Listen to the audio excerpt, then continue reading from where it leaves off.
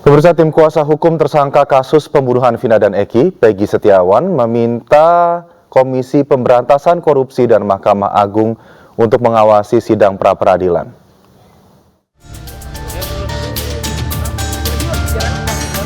Keluarga Peggy Setiawan bersama tim kuasa hukum menyambangi gedung Komisi Pemberantasan Korupsi Kamis siang. Kuasa hukum Peggy Setiawan, Tony RM, menjelaskan tujuannya ke KPK untuk meminta pengawasan terkait proses pra-peradilan yang ditangani Pengadilan Negeri Bandung. Setelah kasusnya bergulir selama 8 tahun, sebagai kuasa hukum, Tony yakin kliennya Peggy Setiawan tidak terlibat dalam kasus pembunuhan Vina di Cirebon. Ia justru menduga ada kemungkinan suap untuk melindungi pelaku yang sebenarnya. Jadi kami bersurat ini baru mencegah agar tidak terjadi tindak pidana suap menyuap ya. Tetapi ya kami juga punya alasan-alasan. Nanti akan kami update ya ke petugas mengenai yang lebih mendalam apa sih sehingga kami meminta agar KPK ini mengawasi ya. Itu. Jadi untuk sementara ya memang kami minta agar mengawasi, mencegah aparat penegak hukum yang terlibat dalam proses peradilan ini. Tidak hanya ke KPK, keluarga dan kuasa hukum Peggy Setiawan juga menyambangi Mahkamah Agung untuk mengajukan permohonan pengawasan dalam proses pra-peradilan Peggy Setiawan dan juga penegak hukumnya. Cukup surat ini karena sudah jelas intinya minta pengawasan. Sebelumnya, kuasa hukum Peggy mengatakan pihaknya telah menyiapkan saksi ahli untuk dihadirkan dalam sidang pra-peradilan yang akan digelar pada 24 Juni 2024 di Pengadilan Negeri Bandung. Namun kuasa hukum Peggy menyatakan jika nantinya pra-peradilan Peggy terancam batal karena berkas-berkas Peggy Setiawan telah dilimpahkan ke Kejaksaan Tinggi Jawa Barat. Lalu mungkinkah Peggy Setiawan memenangkan sidang gugatan dan dapat terbebas dari status tersangka kasus pembunuhan Vina dan Eki? Tim Liputan iNews melaporkan. Dan kuasa hukum Peggy Setiawan alias Peron hari ini melapor ke Divisi Propam Polri terkait hilangnya status di akun media sosial Facebook milik Peggy yang diduga sengaja dihilangkan oleh penyidik, padahal status tersebut bisa menguatkan alibi Peggy.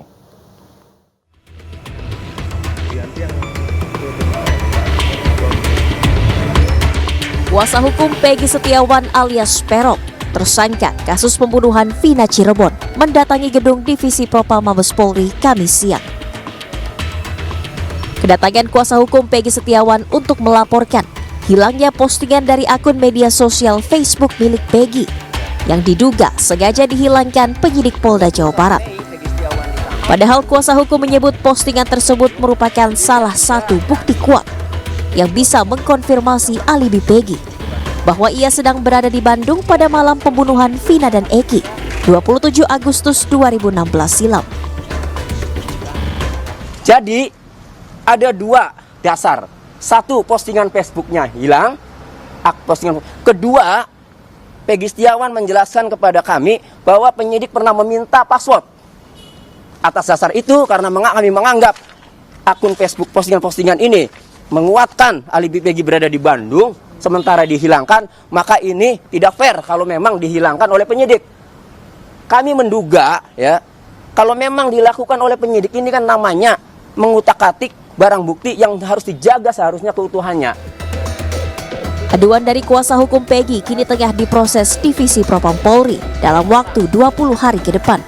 Pihaknya menyebut status-status dalam akun Facebook Peggy Setiawan sangat penting dan rencananya akan digunakan sebagai bukti dalam sidang gugatan pra-peradilan Peggy Setiawan. Dari Jakarta, Anissa Septiarani, Mufirmansyah, iNews melaporkan. Perjalanan penangkapan Peggy Setiawan hingga saat ini terus menjadi perbincangan publik. Peggy diduga terlibat dalam kasus pembunuhan Vina dan Eki tahun 2016 silam, namun yang bersangkutan mengaku saat itu berada di Bandung, Jawa Barat.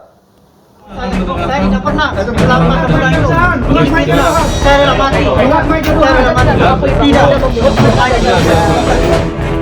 Begitulah sanggahan Peggy Setiawan, tersangka kasus pembunuhan Vina dan Eki yang terjadi pada 2016 lalu.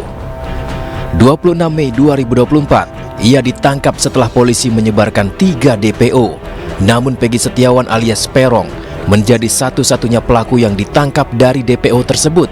Sisanya dianggap tidak ada karena kurangnya alat bukti.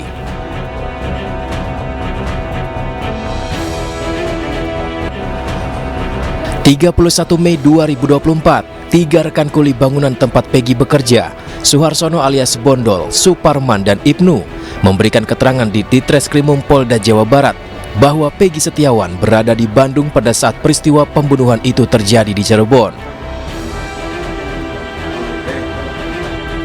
Usai kesaksian itu, pembuktian Peggy Setiawan sebagai pelaku oleh kepolisian kembali diuji.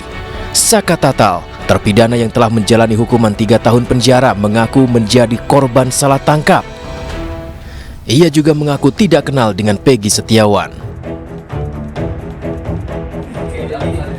Tidak hanya itu, Liga Akbar yang sempat bersaksi di kasus pembunuhan Vina dan Eki justru mengaku tidak mengetahui sebenarnya penganiayaan dalam kronologi peristiwa.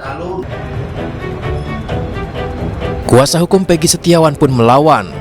Mereka melaporkan akun media sosial Peggy yang diduga ada yang merubah. Tidak hanya itu, dengan berbagai pertimbangan, kuasa hukum Peggy kemudian mengajukan pra-peradilan dan sidang akan digelar pada 24 Juni 2024 mendatang. Namun polisi tak bergeming. 20 Juni 2024, Kejati Jawa Barat telah menerima berkas atas inisial nama tersangka PS dari Polda Jawa Barat dan akan melakukan penelitian berkas terlebih dahulu selama 14 hari sesuai KUHP. Benarkah Peggy Setiawan adalah otak pelaku pembunuhan Vina dan Eki?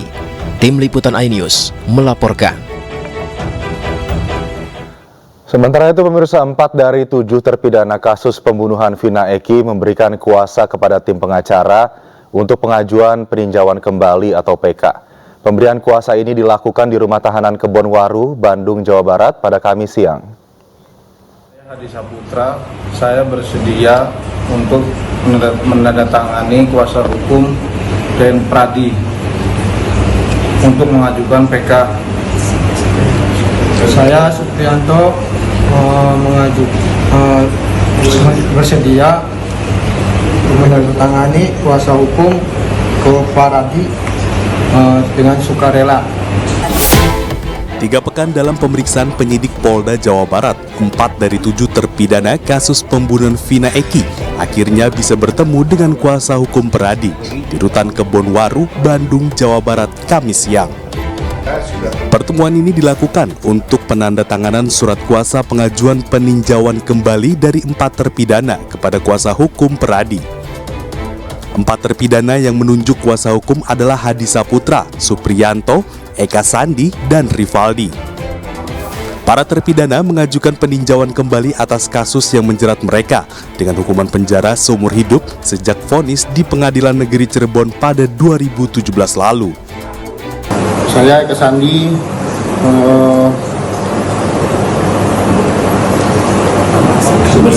bersedia memberikan kuasa kepada Pradi dengan sukarela dan ikhlas untuk mengajukan PK. Saya Rivaldi, saya dengan sukarela memberikan kuasa saya kepada PN Pradi untuk mengajukan PK. Saya sudah bertemu dengan para narapidana yang hari ini di LP Kebonwaru dan mereka secara sukarela telah memberikan kuasa kepada DPN Pradi untuk mengurus masalahnya, mengajukan peninjauan kembali. Setelah penandatanganan surat kuasa, tim kuasa hukum kini mencari bukti-bukti baru untuk dijadikan bahan dalam mengajukan peninjauan kembali. Dari Bandung, Jawa Barat, Muji Praitno, iNews melaporkan.